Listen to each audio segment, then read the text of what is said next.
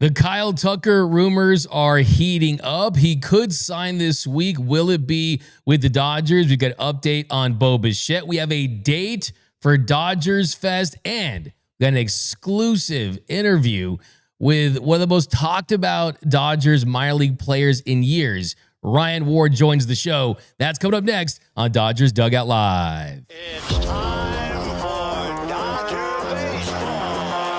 Welcome to Dodger Stadium. This is the golden age of Dodger baseball. The Dodgers are building a dynasty. You got it, Ryan Parade. We got it, Parade. The Dodgers punch back and head to the championship series. Tony starts the 50-50 club. Mookie Magic. Freeman hits the ball to right field. She is gone. Start the party, Los Angeles. Your Dodgers have won the World Series. Think blue, bleed blue, and I'm out.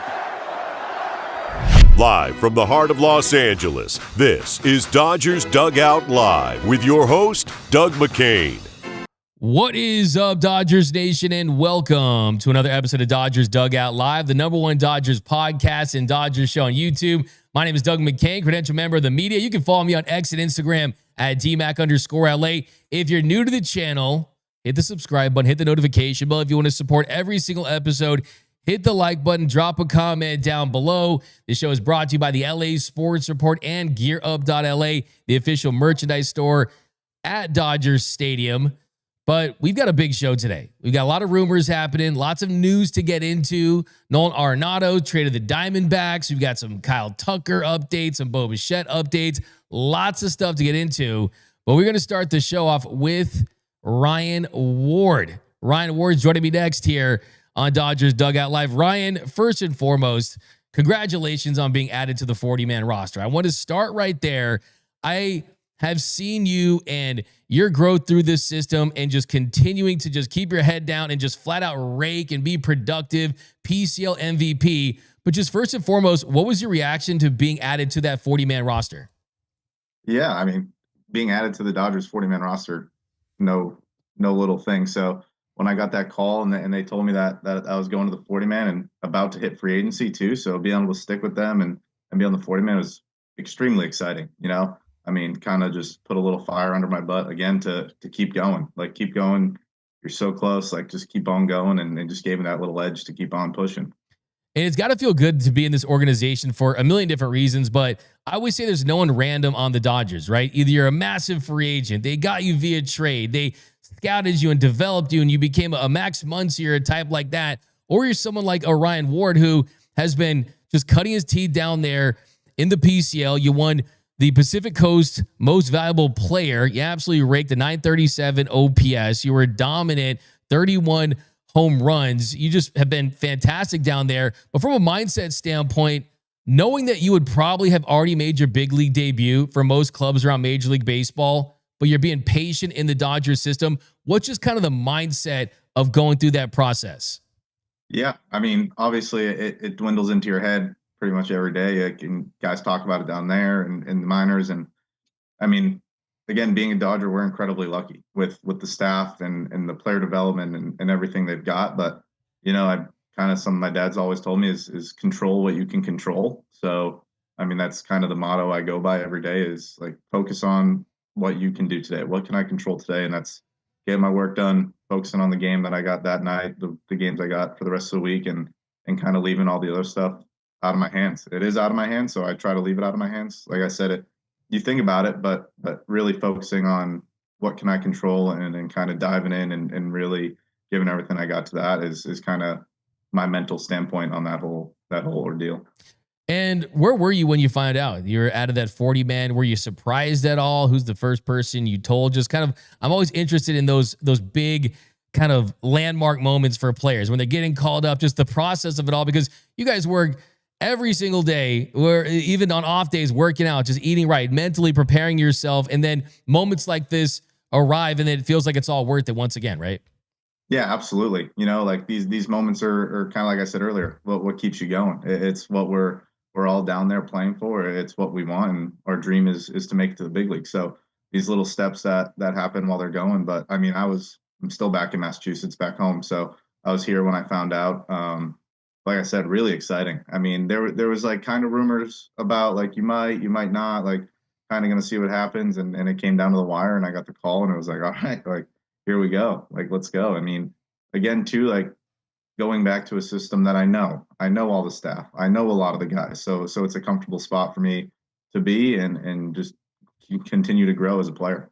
Yeah, it's got to be one of those conversations where they're telling you the news and you're just pumping your fists like, yeah, let's go, right? As they're telling you, right? I imagine it's something like that. But as you mentioned, the familiarity, I was just going to ask you that as far as being at a crossroads in your career, now you're saying, no, we're going back there. One of the big perks of being a part of that 40-man roster is you start things off in Major League camp during spring training. So you really get that start, that runway to try to earn your spot on this team. How excited are you just to have that familiarity, knowing that, hey, I'm not having to go to a new team, a new league, or just whatever that process is like, and just start not all over, but like you said, just being comfortable, knowing one, how great this organization is, the players, that you can just take that next step in the organization that you've already been in for quite some time now.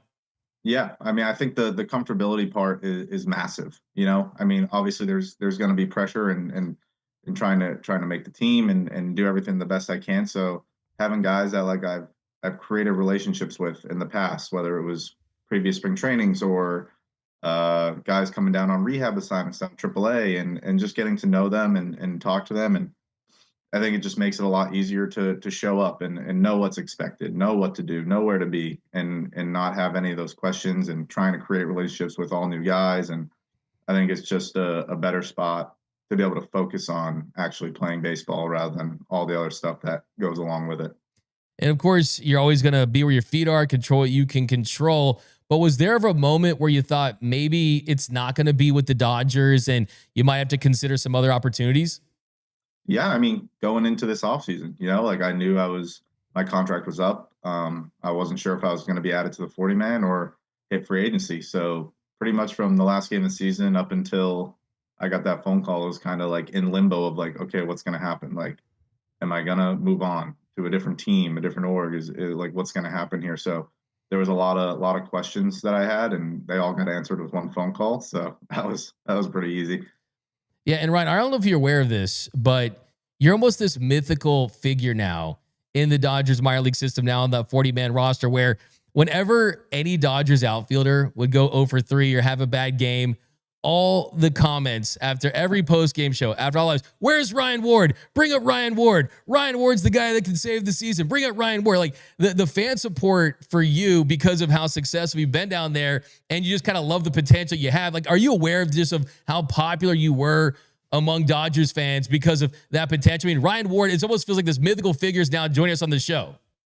Yeah, I mean, I was getting tagged in quite a bit of stuff, so it was kind of hard to miss. But like I said, like, I mean, I love the sport. I appreciate it more than anything, but trying to control what I can control, you know, like don't let your head get too big. Keep, kind of like you said, keep your feet where they are, like focus on what's at hand. So just keep going and really try to kick the door down with everything I got.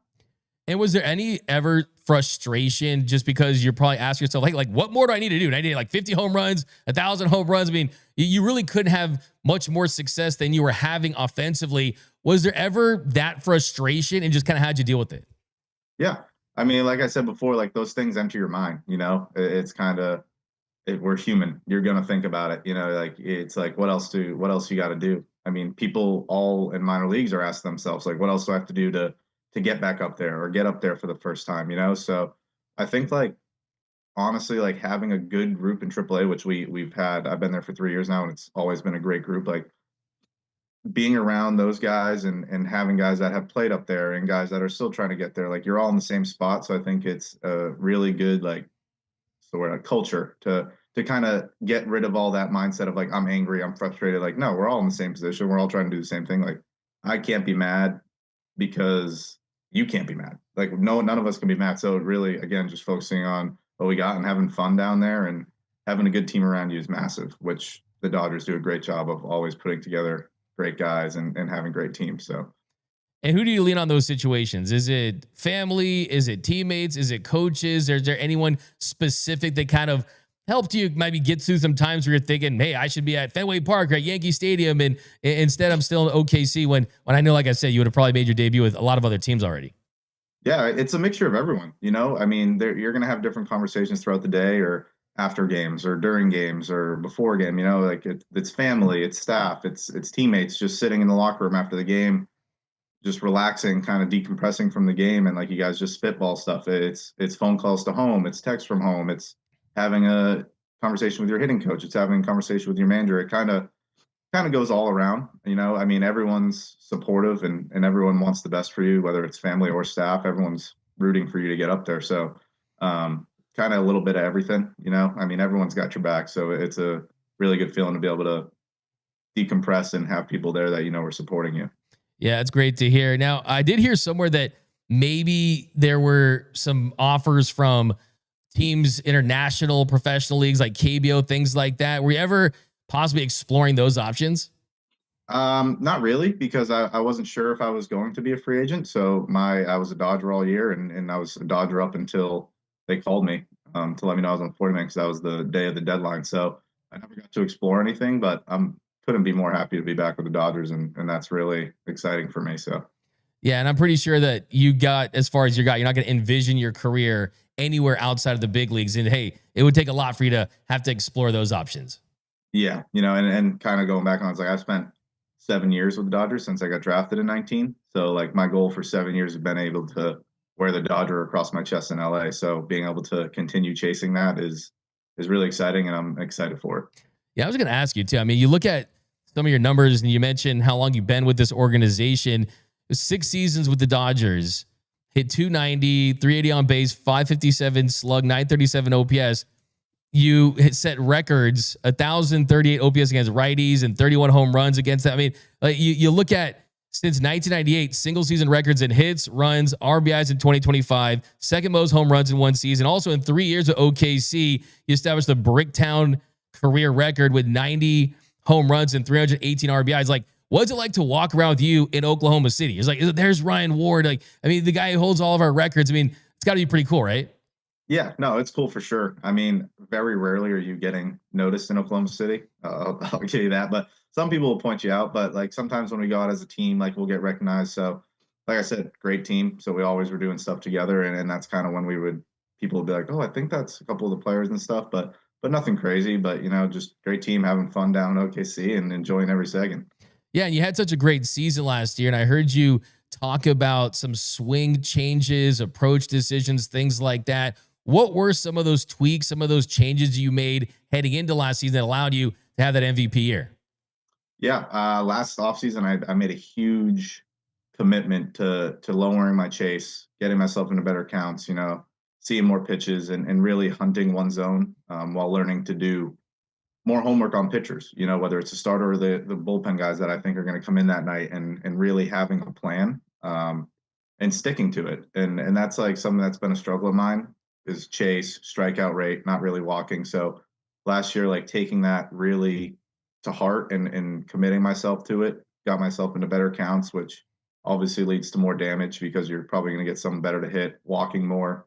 Kind of went to I had a secondary swing that I implemented, if you want to call it, more of like a 2-strike, or like wasn't really seeing the ball well that day versus certain pitcher. So like, let me just shorten up here. And it was like a little wider stance, choked up, pretty much just trying to play pepper with the infield, move the ball forward. And everything kind of paid off. It was a lot of work, but staying committed to it was tough too, because there was times where all of a sudden it kind of started going downhill a little bit, and it was like, all right, like you got to stay committed. Like, don't go back to where you were. Like it'll turn itself around. So it was really cool to watch it pay off and see the work kick in real time.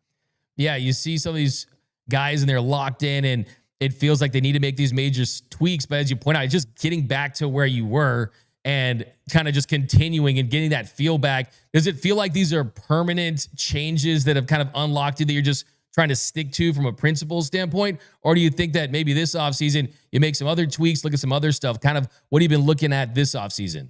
Yeah, this offseason, honestly, I've pretty much been kind of revamping what I did last year, you know, building off of it, doing drills, just subtle things that like training decision making, training where am I hunting that day? Like I'm hunting this pitch in this area and having whoever's feeding the machine or throwing to me that day, like move it around and just pulling the trigger on that one pitch that I'm looking for and just really taking it to the next level. But yeah, I think staying committed to it is huge. Like I have to stay committed to it. I have to keep building on it and I don't want to let it go away and kind of go back to what I was doing before, because chase and strike out without walk and not getting on base is not going to get you the big leagues or keep you in the big leagues. So I need to just keep going, get on base and do my job.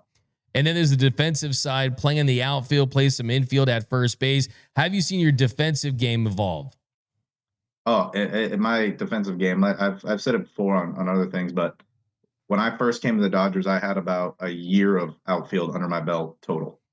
So it was one of the big things that I still focus on today. I mean, it's something that I put a ton of work into, whether it's just like little short stuff with a coach or BP, like getting live reps off the bat and like getting reads, always working on my throwing and jumps and working on speed and all that stuff. So from where I was to where I am now is an incredible jump. Like I feel super comfortable out there now. Like before, like first year, 2019 in Ogden, it was a little like, okay, like just kind of getting my feet wet. Now it's like I trust myself out there. I've earned the trust of my players and I'm just going to keep going with it and keep busting after it.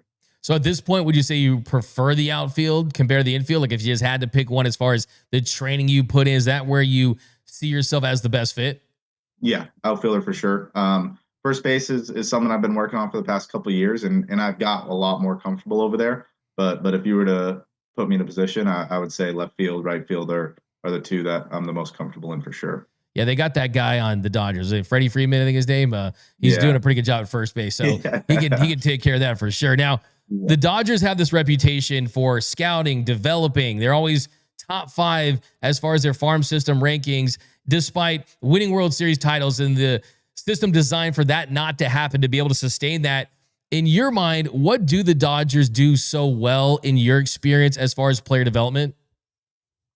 They care sometimes more than the players care. Wow. Like I know hitting coaches are staying up till 3, 4 in the morning, just looking at your swing without you even asking. Like they know you're struggling, they see you're struggling, and they're going to go do a dive deeper than anything I've ever seen. And they're going to come in tomorrow with 3 to 4 different solutions, all going to give you the same fix, but different ways of being able to do it, because they understand there's not one swing. There's not one way to play the outfield. There's not all this stuff. So they're going to give you multiple ways, and whatever works for you is the one that you're going to roll with. So I just truly believe that they care. They're so advanced. I mean, all the technological stuff we have, all the metrics that we got, all that stuff, and they use it to the best of their abilities and make us all the best players we can be. And I think that's massive. And I truly think that the biggest thing is they care. Like they truly care about every player in their system and are going to give you everything they can to make you the best player possible. That might be like the best compliment you could give a scout or an organization. They care more than the players care, because we know the players care more than anyone too, right? I mean, you guys putting that Dodgers across your chest, want to make your dreams come true. So that says a lot. I heard the food's great. Like, I mean, can you tell me about this food situation? I mean, like they're the only team that has a chef for their AA affiliates. And I heard the food's great. Am I hyping this up too much, or can you tell me about the cuisine? No, the food's incredible. I mean, you're watching other guys leave. They got their little white box with a PB&J in it, and you're walking out with steak or chicken parm. Like the food, they take care of us great. I mean, we have you show up, lunch is ready. Then there's the little pregame snack where shakes have been made for everybody, and there's snacks lined up during the game. And then you come out of the game, and it's a whole meal ready to go, rather than just 2 slices of bread and some peanut butter and jelly, which a lot of the other teams are getting. So, like I said, they care more than anyone. I mean, they're really taking care of us. It's a little, man, when's lunch, man? I mean, that sounds amazing. Now, just kind of getting back to this season, Brandon Gomes, he said a couple months ago at the GM's meetings that you're going to get some opportunities. He said a quote that Ryan Ward's going to get a bunch of opportunities this year. So it's one thing to be put on the 40-man. It's another thing to hear the GM of this team say you're going to get a bunch of opportunities. How does that further motivate you this offseason, and just how excited are you to get that going? Absolutely. I mean, to be able to hear that was incredible, but it's something where that means I have to earn it. You know, I have to put my pedal to the metal. I can't just sit here and be like, oh, like, okay, I'm good. I'm going to get my opportunity. I'm just going to coast into it. It's like, okay, like really got to prepare for this, keep working, like get your shot. And hopefully stick up there, like put myself into the best spot I can to mentally, physically, everything to be able to have success rather than just hear that and kind of put the brakes on and be like, oh, like, okay, if I'm going to get my opportunity, I made it. Like now it's, to me, it's like, okay, like you're going to get your opportunity. You better be ready. So really taking advantage of all this time and getting myself into the best spot possible to earn that opportunity. Yeah, for me, it's just like if the bat translates, like that's going to be one of the big stories early on the season because we know how good of a hitter you are. What do you think is going to be the biggest challenge to have that bat translate from AAA to the show? I think it's going to be kind of the decision-making aspect that I brought in last year, getting myself into better counts, getting on base, not letting the moments get over my head and start chasing all over the place, just putting together quality at bats, moving it down the lineup, moving it up the lineup, whatever, and kind of just having fun with it and enjoying it and enjoying every second and trying not to play with a ton of pressure on myself, kind of just take a deep breath, stick to the plan, stay committed to it and just kind of keep riding it, whether there's ups or downs and not letting it get away from me and not letting it spiral, I think is going to be huge. So how important is it, even with all the talent on this roster, to say, hey, my goal is to make that 26-man opening day roster? Is that your goal? Oh, absolutely. Yeah. I mean, should be everybody's goal showing up to spring training, but for sure. Yeah. Like that's what I want. I mean, I'm going to give it everything I got. I've been training hard this off season to continue what I've been doing and grow as a player and just keep on going. Yeah, I'm really excited for you, man. I have to ask you, by the way, I looked up that highlight where you hit that home run for Team USA when you won the bronze medal in Tokyo. You were teammates with Rich Hill. And speaking of fan favorites, Rich Hill is right up there since I've covered this team. Fans love Rich Hill. He's got a great baseball mind. He's played forever throughout his career. Any good Rich Hill stories? Yeah, well, the first thing that when I got there, I was like, oh, wow, like that's Rich Hill. And I introduced myself to him and we got talking and he's from Massachusetts too. So it was like, oh, like we had this whole conversation about it and it kind of broke the ice for us. So it was really cool to be able to do that. And then actually during this All-Star break, I was flying back home to meet my niece and I had a layover somewhere. We landed and I'm sitting there waiting. And all of a sudden I feel like a tap on the back of my head and I turn around and sure enough, Rich Hill was on my flight back home, going home for All-Star break too. So we ended up being able to sit next to each other and catch up and really great guy. I mean, I talked to him during the off season too and hoping to get together before I head out here. Actually, we're trying to plan that. So get it all figured out. But yeah, I mean, awesome dude. Can't say enough good things about that guy. I mean, watching him work, watching him get ready for a start was like, wow, like it's just different. The intensity. He's so intense too. And the competitive fire with Rich Hill, man, you Massachusetts dudes have like a bond. Like it's it's like your family right off the bat. I love to see that. Have you had any interactions with Dave Roberts and just what are your impressions of him as a manager? Yeah. I mean, World Series champion over and over. I mean, he's all the guys that come down. I've had a couple interactions with him during like spring training.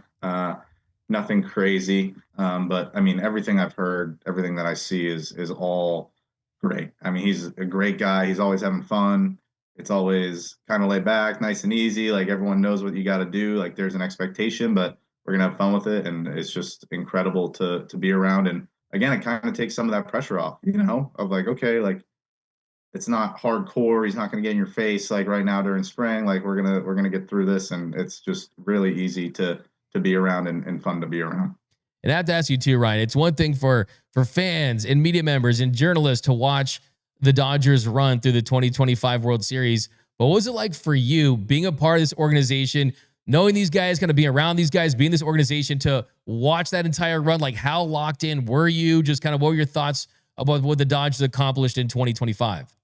It was incredible. I mean, especially like with the year and then you started seeing the media being like, oh, the Dodgers, can they do it this year? Like they're struggling right now, blah, blah, blah. It's like, no, they're going to do it. And then watching them turn it on for October and that game 7, I mean, probably one of the best game 7s in the history of game 7s of any sport. It was absolutely incredible. And the catch by Pages, the play at the plate, the Rojas homer, all of it was just absolutely incredible. I was sitting at the edge of my seat. And like you said, like, knowing those guys and having a kind of relationship with at least some of them and like being able to root for them was really cool experience too. Yeah, it's funny because you talk to some of these players and they'll tell you that they would rather be the guy on the mound or at the plate during these pressure situations than just watching. It's more nervous watching. Like, were you nervous for them? And just kind of, where were you and what was your just reaction? Like jaw dropping, where you're like, let's go. Like, how does a player react like a Miguel Rojas home run? I'm just so curious.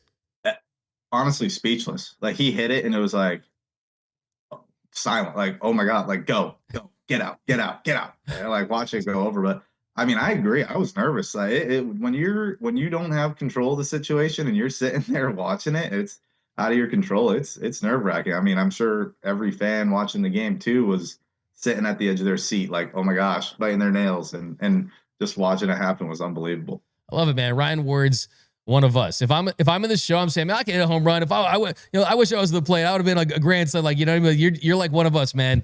You know, living and dying with every pitch, biting your nails and experiencing the Dodgers World Series. That's awesome stuff. All right, Ryan, we're gonna get you out here on some quick stuff. Getting to know Ryan Ward. The chat's lighting up. He's finally here. Ryan Ward joining us. Easy stuff. Let's start with, who is your favorite player growing up? Well, being from Massachusetts, it was David Ortiz, left-handed hitter. Growing up, I was left-handed hitter, and watching him play was my favorite thing ever. So easy, David Ortiz. Don't worry, because I was about to say, who is your favorite player growing up, and why was he David Ortiz? So I think I could have guessed that one. Guessing you're a Red Sox fan growing up. Growing up, Red Sox fan. Yep. Have you seen the Netflix doc, by the way? About The comeback in 2004. Yankees, yeah. That's I mean, you and Dave Roberts can like hit it off on that right away, man. Like that's awesome stuff. All right, what was your first car? My first car was a Chevy Silverado. Nice, love it. Yeah. What would you be doing if it weren't for baseball? If I wasn't playing baseball, I'd probably be working at the town parks department. I still do that in the off seasons here and there. Go help my dad, like take care of all the town fields and get them ready for all the games and all the town commons and stuff. So that's probably where I'd be. Everyone's got to have a side hustle. I love it. Yep. What's your pregame hype music? What do you like to listen to before games? I'm a big country guy. I mean, I'll listen to a little bit of everything, but like if I'm by myself listening to music, it's gonna be country. More of the newer country, not really the older stuff. I like the older stuff, but who are your guys? Who are your Luke guys? Combs, Morgan Wallen. I like Hardy. Hardy's pretty good. So kind of stuff like that. Yeah, no, I like Luke Combs. Ryan Pepio put me on to Luke Combs, and there's like some jams. I'm trying to expand my country thing. You know, when Yeah. Morgan Wallen did that, then we walked out of the people, like, you know, like, no, it's a big time vibe. I love to hear that. Okay, what's the best meal that you can cook for yourself? Oof. I make a mean steak and cheese, so that's gonna be my go-to. Banger. Favorite baseball movie? Favorite Sandlot. Tough to beat The Sandlot. Yeah. What's the best baseball advice you've ever received? Oof. Honestly, it's probably just stay within yourself. Like there's times where you're hitting or you're in the field and you're trying to do too much and it's just gonna catch up to you. So just stay within yourself, do what you can do, and don't try to do too much. Have you had any interactions from the chat? Have you had any interactions with Shohei Ohtani? And if not, just kind of what are your thoughts on being his teammate? I mean, we say hi during the past couple spring trainings. But watching him work is insane. Like watching him that year, he did the 50-50, like in spring, like it was his goal to do 50-50. And every day he's out there doing something that was preparing himself to get there. It just like his work ethic is insane. And it's something to watch and try to replicate, you know. He sets a good he's a good role model. Yeah, Andrew Friedman said that it's deliberate. Like, and can a player say, wow, he's getting the repetitions, doing that again and again? Can you say, I'm going to take that and throw it immediately into my routine? I mean, some guys are different. He's different. Yeah, no, I mean, he literally had his mindset to it. He implemented it right away. I mean, there's some things you can and some things that are going to take some time to work on and get it right. But I mean, he dedicated a lot of time to it. So it was impressive to watch. Must be wild to see him work in those settings. All right, a couple more here. Have you thought about what your walk-up song is going to be when you're a Dodger making your debut? My walk-up song has never changed. It's been I Love This Life by Low Cash ever since college. So I'll probably stick with it and keep it rolling. It's definitely not broke, so no need to fix it. So I love that. Okay, who is going to get the baseball on your first big league hit? What are you going to do with that ball? That's probably going to go on a mantle in my house or my parents' house. It'll be on a mantle somewhere in one of those two houses. Love it. All right. If you had to pick two of your Dodgers teammates to have your back in a bar fight, who would you pick and why? I'd go with Muncy because I'm close with him, and probably Brewstar because I mean he's someone that if there's a fight, I'll be right behind him going into it. He can lead the way. Honestly, we got to get Brewstar in the octagon, one of those Netflix specials against someone, because I've asked this question to so many players, and it's always who plus Muncy. So Brewstar plus someone else. So yeah, Brewstar gets a lot of love with that one. He's a big, gigantic dude. He's an athlete too. You see him doing the soccer ball and all that stuff. It's great stuff. All right, last one here. Your Mount Rushmore, your top 4 favorite baseball players of all time. Some of your influences, people that you kind of looked up to. Like, who are those 4 guys that come to mind? So I'll go David Ortiz, one. Growing up, I never got to see him play, but I've watched a ton of video of him. Another Red Sox, Collier Yastrzemski, was just a huge, huge fan of mine. So we'll go there. Ken Griffey Jr. is on there automatically. And for 4, oof. You know who I was honestly? Is this fandom or like who? It's a combination. No, just fandom. But like usually you're gonna pick great players, right? Okay, yeah. I mean, I was a massive Carlos Delgado fan too. Oh, that's a nice pull. That's a nice pull. Carlos Delgado. Put him on there. Oh, by the way, we're going to convert you to a Lakers fan. I'm going to just assume you're a Celtics fan. I mean, how's that work? I am a Celtics fan. Yeah. Yeah. I mean, we'll see. My aunt might not like that, but I'm sure she'll get over it. Hey, you win Rookie of the Year. You sit courtside. You'll become a Lakers fan very quickly. But Ryan, thank you so much. Joining us here on Dodgers Dugout Live. Follow Ryan on Instagram. We'll drop his handle down below. Ryan, excited for you. Big opportunity coming in the spring. We'll see you at Dodgers Fest, and enjoy the rest of your offseason, my man. I will. Thank you for having me. I appreciate it. Thanks, Ryan. There he is, man. You asked for him. You talked about him for so many months and years at this point.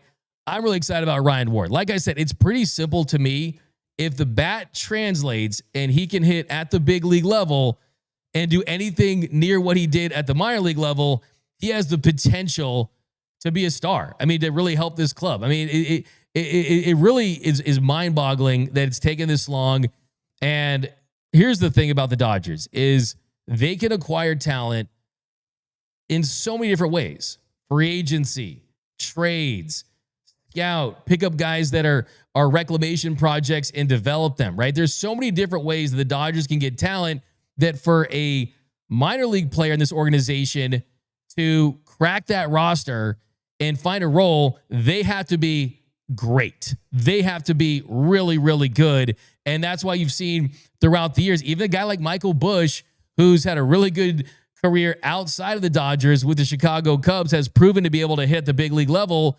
He just didn't have a spot here, right? He was a first baseman, and Freddie Freeman is a first baseman. Now, with Ryan Ward, I loved hearing about the development in the outfield, because that probably was the reason why he didn't get his opportunity, is just because they had other outfielders and maybe they want a defensive first guy like they did with Justin Dean. So the better he plays in the outfield, the Dodgers need an outfielder, right? Last time I checked, the current group, Andy Pages, of course, is going to be back, and you could see him in center field or right field. I think the best version of Andy Pages defensively is in right field. I think they moved Teoscar Hernandez to left field for defensive purposes. You want him to have a bounce back season offensively. Alex Call is not supposed to be an everyday starter. He's more of a bench piece, a guy that's going to give you good solid at bats, maybe a late game substitution. He can actually pinch run for you as well. Hae-Sung Kim isn't fully developed in the outfield. He's more of an infield first guy. You've got Kike Hernandez not on the roster yet. He's injured to start the year. Probably going to sign and go on the 60-day IL. Tommy Edman coming off of ankle surgery. So the truth is, they need outfielders. And we'll see if they sign Kyle Tucker. We'll see if they sign Cody Bellinger. We'll see if they make a trade for a Jarren Duran, a Wilyer Abreu, a Stephen Kwan. But as of right now, the best possible option would get someone like Ryan Ward to realize his potential, because another perk of being added to the 40-man roster is he gets big league money. And the minimum for 2026 is $780,000. And that brings me to my next point, and that is an update on the rumors. The latest with Kyle Tucker is that the Mets are offering him a short-term IAAV deal for $50 million per season. $50 million per season. It came out earlier that they were at 3 years and $120 million. Now the most recent reports say that they've had good conversations with Tucker and that they're not afraid to up their offer for him. So I want to break this down a little bit because you're probably saying to yourself, why would Kyle Tucker want to sign a short-term deal with the Mets? Why wouldn't he sign a deal with the Dodgers? Why wouldn't he sign with the Toronto Blue Jays, who appeared to be the only team of those three teams, the Mets, the Dodgers, and the Blue Jays, that are willing to give him a 8 to 11-year deal? But the truth is with Kyle Tucker is he had a down year offensively. It was undercut by injuries. And something that no one's mentioning about Kyle Tucker is one of the big benefits of signing one of these deals and retesting the market where he'll be 30, still have a lot of prime years left in his career, is he will not have the qualifying offer attached to him. He was extended that qualifying offer by the Cubs. So any team that that signs him or commits to him long-term is going to potentially have to forfeit draft picks, international bonus pool money. And then if Kyle Tucker does not sign one of those big, massive deals, well, next year he'll enter the market and teams will not be strapped by that. So whoever signs him is still going to have to do that, but that only impacts the team. That doesn't impact Kyle Tucker. So from Kyle Tucker's standpoint, if he does not sign one of those long-term deals, he can re-enter the market with no qualifying offer. That's another big benefit. Another thing, too, that I want to say about the New York Mets and Tucker is if he's going to sign one of these deals, no one has mentioned if there's opt-outs after every single year. If he's considering a contract where he's opting out to the second year or the first year, that's really important here because with the potential lockout looming and owners saying they want a salary cap or they want a salary floor, well, the New York Mets are a team that is not going to be built to have a lot of depth on their roster 1 through 26 if there's any major changes to the way you can acquire talent. So that would be a big time red flag if I was Tucker looking at the Mets. And if you are the Dodgers, you're doing what you always do, right? You're waiting on the backboard, waiting for the rebound, waiting for that putback dunk. You want to be Dennis Robb. You want to be Charles Barkley. You want to just say, hey, look, we're here. Here's our offer. $45 million, $50 million. It doesn't matter to them long term because they're already at the highest threshold with the CBA where you have to pay a 110% surcharge on any contracts over $304 million. The Dodgers are already going to exceed that. So if you sign Tucker for $50 million, he's going to cost you over $100 million. So to them, it's not the by-year salaries. It's committing long-term because the longer you commit, the more years you pay for a player that's going to be on their decline. And the more time you have to basically commit to an older roster. They definitely want to have those options freed up. Another thing to consider too is if you look at Forbes' list of revenue, last year the Yankees, $728 million in revenue. The Dodgers actually topped the Pinstripes, $752 million. But the Dodgers operating income at $21 million, right? The reason why I bring this up is, look, you talk to people about some of these numbers. I mean, I have heard people from different websites and journalists that cover this stuff that say, look, 752 or $1 billion. Like pick a number in between that or a little bit over, right? I mean, who's their accountant, right? Who's cooking the books and who is kind of reporting this stuff? It's always tough when you don't have to completely open your books when you're a private entity. But if you look at how much the Dodgers are willing to spend, they're worth $6.9 billion. Their revenue is $752 million. Their operating income is $21 million. They're not thinking short term like that. By the way, the Marlins, their operating income was $38 million. So, I mean, you look at from that standpoint, they want to win baseball games. And the Dodgers realize that they need outfield help. Their outfield collectively ranked 18th out of 30 teams in Major League Baseball for overall production. 4.3 F WAR, 4.1 of that was Andy Pajes. So Andy Pajes, he produced the vast majority of their overall WAR. You can't have that repeat itself once again. And Kyle Tucker is someone that would be the best possible option if you could get a deal done. Now, if you look at the guys that signed these deals, the big 8 to 10 year type of contracts, Juan Soto, Shohei Ohtani, Aaron Judge, Bryce Harper, Corey Seager, Manny Machado, Trey Turner, and Xander Bogaerts. Ohtani got $70 million AAV, but he had those deferrals. The present day value around $45 million. Soto, $51 million. Judge, $40 million. The rest of those are in the $25 to $35 million range. If Tucker wants to get a contract somewhere between the bottom of that, $25 million, and the top of that, $45 million, he's only going to be able to do it unless the Blue Jays are just reckless spenders, or if he comes back, has a great year, and stays healthy, which the Dodgers would give him the best chance. He would be batting 5th in their lineup. Think of how insane that is. Yes, he's apathetic, and people say he's Rendon vibes. I've heard differing opinions on that. I've heard people say that, look, you can't judge him by his demeanor. You don't become that kind of a player unless you love what you do to a degree. But the truth is, the top of the Dodgers lineup would look like this. Shohei Ohtani batting leadoff. Mookie Betts batting second. Freddie Freeman batting third. And then after that, take your pick. Will Smith, Teoscar Hernandez, Kyle Tucker. But they like to stagger the lineup, so most likely you would see Shohei batting first, Mookie second, Freddie third, Will Smith batting fourth, and Kyle Tucker batting fifth. Imagine you're a pitcher out there, and you got to face the Los Angeles Dodgers. And imagine if you're Kyle Tucker out there, and you got to face pitchers, and that pitcher has already had to face Shohei and Mookie and Freddie and Will and Teo before they get to you. You're going to get some meatballs. You're going to get some pretty fat pitches to hit. And behind you is going to be either Will Smith or Teoscar Hernandez. So you're going to get that protection in the lineup. And we'll see. Does he take the guaranteed money?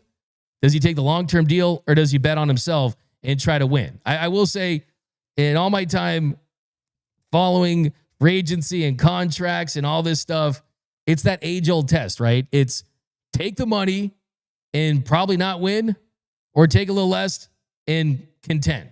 And I think that's where he is. But the thing is, the fact that the Dodgers are right there with the Mets in a short-term deal, it'll be interesting. He is from Florida, so you might want to stay on the East Coast. But that's the latest on Kyle Tucker. Now, the next thing I want to talk about is how about Nolan Arenado getting traded to the Arizona Diamondbacks. So guess what? Celebrate. Leave Muncy alone. And you know what? I'll include myself in that, Noel. It's time to officially put the Nolan Arenado trade rumors, Nolan Arenado to the Dodgers. A lot of fans wanted it for years. Jim Bodian famously said that he would be a Dodger before Christmas in 2021. That never happened. And he's on the downside of his career. There's no doubt about that. And if you're wondering, oh, wow, Diamondbacks got Nolan Arenado, they're going to be a threat in the division. This isn't 2019, okay? This is the big 2026. And the Cardinals, they trade him with cash to the Diamondbacks in exchange for minor league right-handed pitcher Jack Martinez, the Diamondbacks' 8th round pick in 2025. And Diamondbacks are going to be on the hook for $11 million of the remaining $42 million left on Arenado's contract over the last 2 years. So the Rockies are still paying $5 million, and the Cardinals are going to pay $26 million. So how this is linked to the Dodgers is all of those years that there were rumors and all those years that there were connections between Arenado and the Dodgers. If the Dodgers wanted him, they could have gotten him. Because let's not forget, he holds a no trade clause. So if he wanted to force himself to LA, they would have put the word out. Nolan would be like, hey, have my agent. And I remember being at the winter meetings a couple years ago, and his agent talked to reporters, and they were trying to get him to talk about the Dodgers, and Joe Wolf was kind of hinting at the fact that, yeah, like he loves Southern California. Yeah, that's where he's from. Yeah, that's where he trains in the offseason. But the Dodgers said, thanks, but no thanks.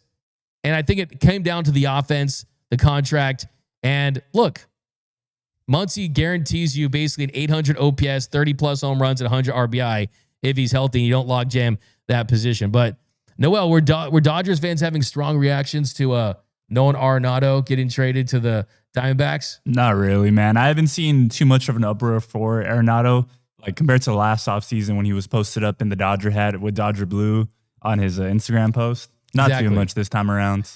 And here's the thing.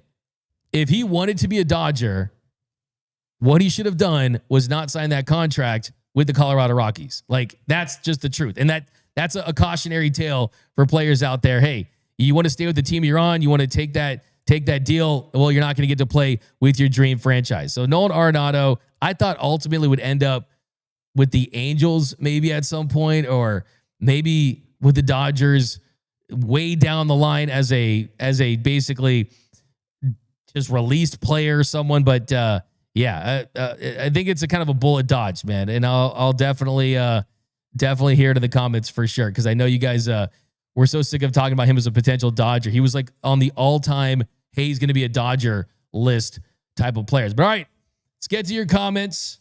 Get your thoughts. Give me your hot takes. What did you guys think of Ryan Ward? That's coming up next on the 7th inning stretch. The 7th inning stretch.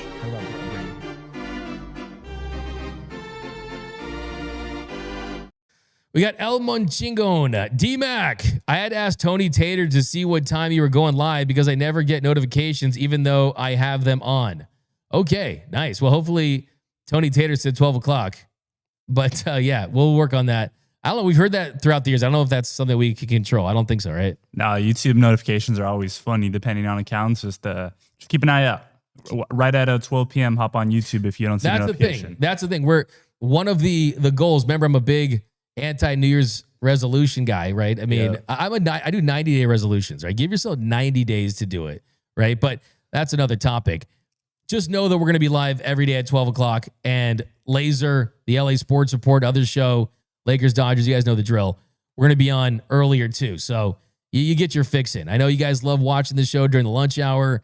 One of my favorite comments I think I ever got was from someone that said that they were like, Dmac, I'm standing on the toilet in my office building and I'm ducking down so that no one can see me in here watching the show. And yeah, like things like that. So I do appreciate the dedication. So just know you're not getting notifications. It's on at 12. Post-game show will be after the game. And if you can't catch it live, you can just watch it throughout the show. Another thing we're going to be adding to is a call line where we're going to be hearing your voices on the show. I cannot wait. I can literally say I cannot wait until we get to see what Nando sounds like in real life.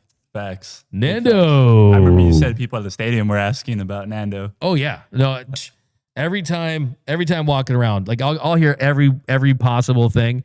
But a Nando shout out is something that's pretty common as far as like people asking about people on the show. Let's see what else we got. We got Roseman Carino. Dmac, when are we going to get to see you do the worm? Man, I'm gonna have to practice a couple times. You should be able to do it. I was a big Scotty Too Hottie fan. You guys remember him from WWE? Probably not. Scotty Too Hottie. But let's see. I think this thing's covering the comments here. The OBS center. There we go. I got you. Bang. There we go. All right, we got Carlot. Mariachi Joe can walk out of center field with the band as Diaz walks out. That's a comment of the show. Love me some ideas. I mean, they got to make him a part of the. They got to have him do some more. I mean, I'm not. It's like I'm done with him pitching for this team, but I'm not done with him like being at the stadium and being part of the Dodgers. And maybe he probably wouldn't take on an analyst role, but yeah, no, we need more Joe Kelly in the Dodgers verse. We got El Monchingon. Hey, Dmac, am I the only one wanting the Dodgers to sign Harrison Bader? Really want to see his nickname Master or Bader's jersey during Players Weekend. Well, one, El Monchingon, give me a bruh. But also, they don't do the names on Players Weekend. And three, the thing about Harrison Bader is that's just not good enough to me as far as upgrading this roster based on your internal options. I think you guys know I was a big fan of trading for him at the deadline, and he ended up being really good with the Phillies. He did get injured, so he wasn't at 100% in the postseason. Really interesting guy. He was a substitute teacher during COVID He's a pretty eccentric guy. I think fans will really like him, but he's defense first. This team needs to improve offensively in the outfield. And also, he's only had one big league season where he was above average offensively. Deal-wise, could you get him for $10 to $20 million? But then you're paying basically over $40+ million for Harrison Bader. Does that make a ton of sense? I think you got to swing bigger. If you can't get Kyle Tucker or even have Cody Bellinger fall in your lap in a reunion, I think you got to explore the trade market. I think Wilyer Abreu is a name that makes a ton of sense because of how steady he is. The fact that you're probably not going to have to trade a bunch of pitching depth. And if you do, you already need to kind of get off some pitching depth anyway. But that's another factor as well. We got Lonely GH. Friedman knows how to shop for value. The only lemon so far has been Tanner Scott. And I don't even think that he's a lemon. I think that the transmission may be a little knocking and kind of the car needs some work, but it's not really an injury thing. It's not mechanical. It's more mental. And I really do have a lot of confidence. I'll plant my flag right here. I will plant my flag right here. Tanner Scott's going to have a sub-3 ERA in 2026. You know what?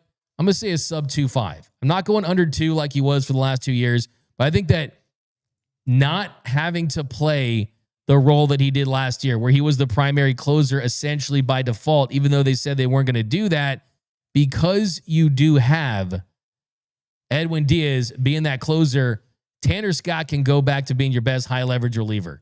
And that's where he dominated. And yes, he did get the occasional save, but this is a guy that blew 2 saves last season, or the 2 seasons ago with the Padres, and blew 10 with the Dodgers last year, right? He's a guy that I think you can play in matchups more. So, look, like I said, Tanner Scott just needs to embrace being a Dodger. And I think that what that means is he's got to kind of get the support from the fan base. Like, be a little more open maybe about the struggles. Maybe be a little more open about, yes, he was dealing with some injuries during certain parts, but the Tanner Scott that I've experienced and I've seen, I've gotten to talk to a little bit, like, Dodgers fans would love that guy. Like I said, I went to Tanner Scott and I was like, hey, I asked Freddie Freeman which 2 Dodgers he would want to have his back in a bar fight, and you were one of the guys he said. Of course, he said Bruce Dark Gratterall is the other guy, and he didn't respond because he was walking back. He was walking past me, and all of a sudden he turns around, takes off his hat. He said, of course he did, because I'm a psycho bald guy. You know what I mean? Like, he might have thrown in some F-bombs in there too. So, like, that's the kind of guy he is. Like he really is kind of like a character out of a movie. It's just, I feel like Dodgers fans haven't gotten to experience that version of Tanner Scott, but I know it's in there. Like, I know, like, he's a guy that almost needs a Joe Kelly moment, in that the Dodgers are maybe in it with the Padres and he lets one slip away that hits Fernando Tatis Jr. in the back. And then just like that, boom, he becomes a Dodgers hero, or someone that the Dodgers embrace. Let's not forget, Joe Kelly was probably one of the most despised Dodgers for a long time. Not only did he hit Hanley Ramirez in the ribs, that I'll take to my grave, cost them the 2013 World Series, but he was also bad after they signed him in 2019. Let's not forget, he's the dude who gave up the salami to Howie Kendrick in Game 5 of the NLDS when the Dodgers lost to the Nationals. Everyone hated Joe Kelly. I mean, his bobblehead night, no one cared about it. They didn't care about Joe Kelly's bobblehead. They didn't care about his first bobblehead. Fans were joking they didn't want it. Like, they really were. I don't think people remember that. They didn't care about Joe Kelly. They didn't want to care about his bobblehead giveaway. They wanted to give away Joe Kelly, right? And then things change. I think things can change with Tanner Scott. Okay, some more. We got best World Series ever. Almost wish I didn't have a bias, just so I could enjoy it as pure baseball. Lone Lead GH. Yeah, you sound like a lot of NFL fans this week that are watching stress-free, great football when their team's not in it. I don't know. I mean, it hits different when you're watching your team. It's a different level of anxiety, a different thrill when you get those big moments on your side. So, look, I kind of agree, but I like the rush, man. I like that rush it gives you, man. GDA great. You were the one that told us Tucker was ready for Florida retirement. I never said that. I literally never said that. What I did say was, what I heard at the time when I was at the winter meetings was that he's from Florida and that geographically that could influence this decision just like it did with Trey Turner. I mean, but I also did hear a lot of differing reports about his commitment level, and people are parroting a lot of that stuff around Major League Baseball. I tend to think that Anthony Rendon is his own guy. I wouldn't say Kyle Tucker is one of those guys. Reno, the Dodgers will never look desperate when it comes to free agency. They hold all the cards, not Boris. Yeah, 100%. They're never going to make desperate moves. We got BC. You should have a celebration stream when Bellinger signs away from here. He's an ABC guy. Anyone but Bellinger. By the way, some other quick news. The Dodgers, they announced the signing of Andy Ibanez. They finalized his contract, and then they DFA'd Ryan Fitzgerald. So, Ryan Fitzgerald, you are the Grandpa Simpson walking into the restaurant meme. You're going in, you're putting your hat down, you're going right out. We need to have I'm going to have Noel do the highlight package.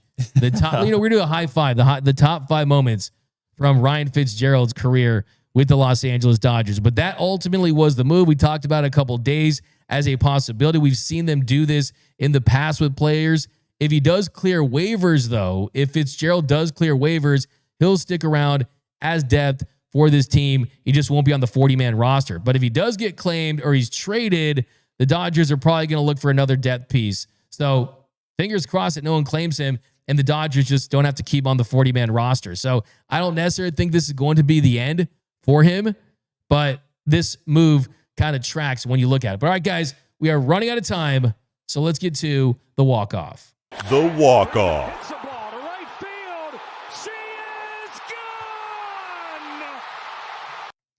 All right, today for the walk-off, right on theme, the Dodgers, they put out a post to commemorate Joe Kelly in his career.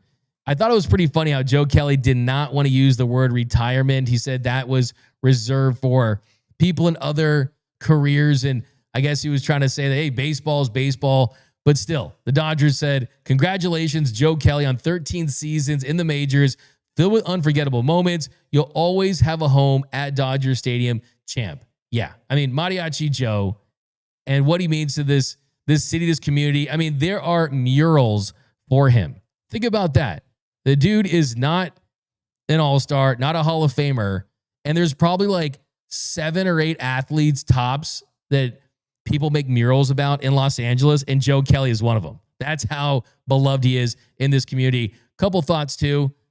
Dodgers, don't mess this up. We need the 2020 Gold Edition World Series Dodgers jerseys. Look at how good that looks. The Dodgers script across the chest, outlined in gold, the number outlined in gold.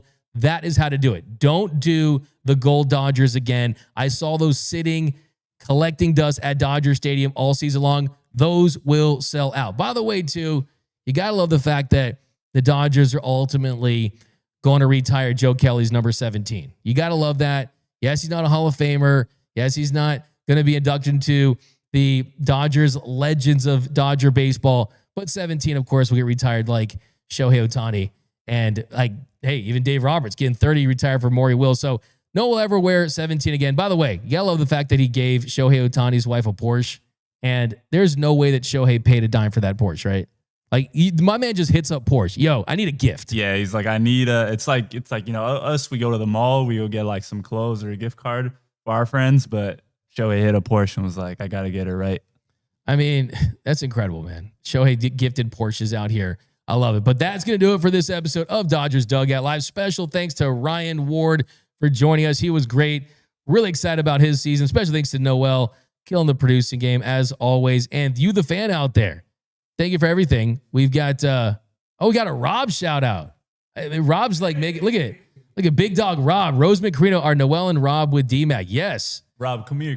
Rob getting that, and Rob on cue with the Dodgers. Rob got the Kendrick hoodie on. All right, how about, hey, Rob, what would be your walk-up song? What would your walk-up song? And let me guess, is it Kendrick Lamar? Gotta be Kendrick. K-Dot. DNA, baby, DNA. I got royalty and some my DNA.